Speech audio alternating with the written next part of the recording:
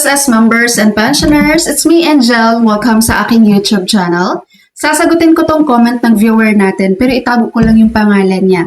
Sabi niya, paano po kapag walang asawa at nahinto sa paghulog sa SSS at di kumpleto ang 120 months? Pwede po ba i-refund yun? No po, wala pong refund sa SSS, guys. Meron lang pong dalawang klase ng claim sa SSS na makukuha ng kanilang mga members na merong contributions doon. Yun po una ay ang monthly pension, lifetime monthly pension. Pangalawa naman, kapag hindi ka qualified dito, ito ay lump sum one-time cash payment.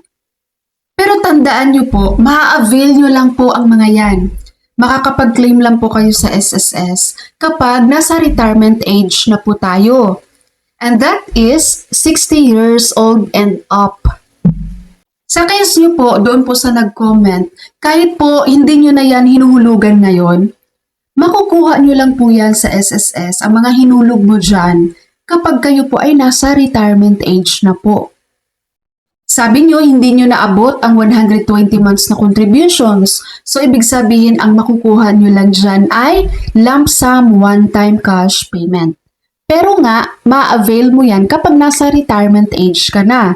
Kapag wala ka pa sa retirement age, wala ka pang 60 years old and up, hindi mo po yan mawi-withdraw. Suggestion ko lang po sa nag-comment, no?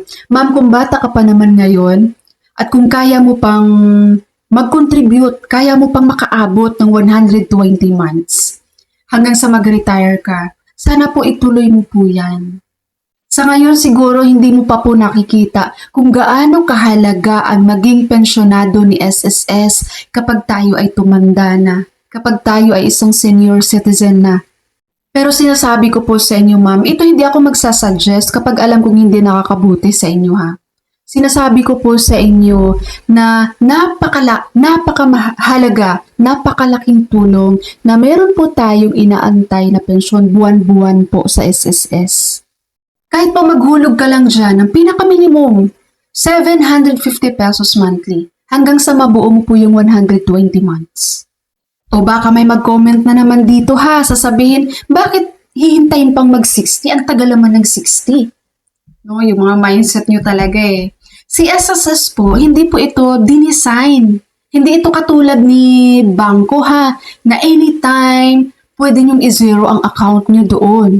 Si SSS po, si Pag-ibig, dinesign po ang mga to para sa ating retirement and preparation sa ating katandaan. Preparation sa ating pagtanda para meron po tayong maaasahan. Meron tayong panggastos ba?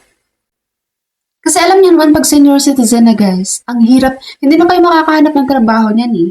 Maliban na lang pag meron kayong negosyo. Maliban na lang pag mayaman ka. Maliban na lang kung mayaman yung mga anak mo at regular ka talagang sinusuportahan financially. Paano pag hindi? Diba? Mahirap nang wala kang pera. Nakikita nyo naman siguro guys, yung situation ng mga senior citizen natin ngayon na walang inaabangan na pensyon sa SSS at GSIS, diba?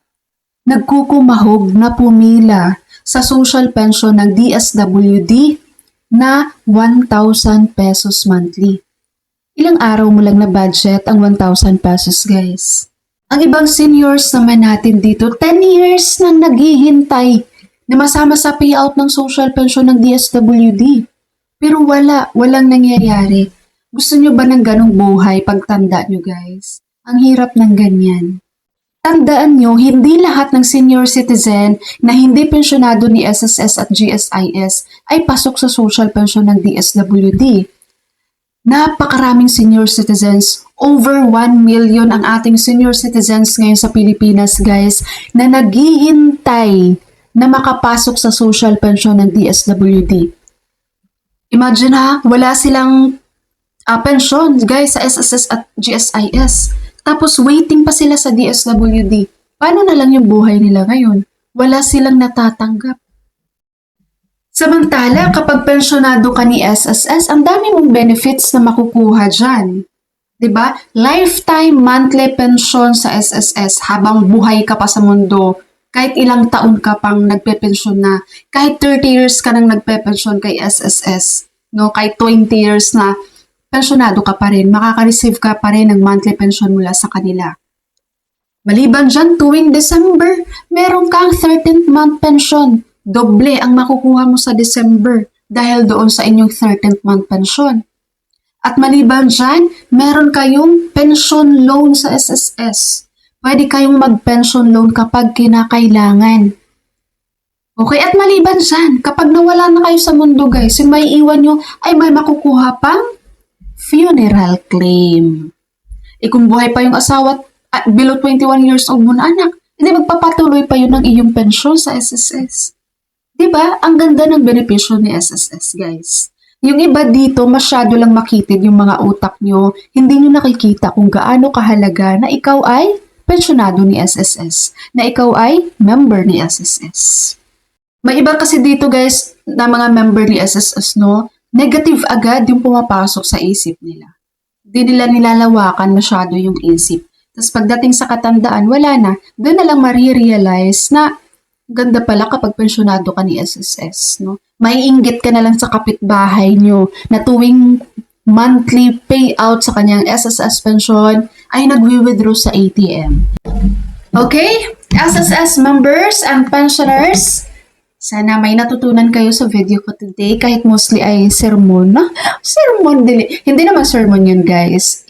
Ano yun? Parang educational, no? Parang kaalaman din yun para sa inyo para magiging broad, malawak naman yung pag-iisip natin pagdating sa kung paano natin ipaplan ang ating retirement.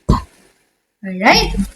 SSS members and pensioners, that's all for my video for today. Thank you so much for watching everyone. God bless you all.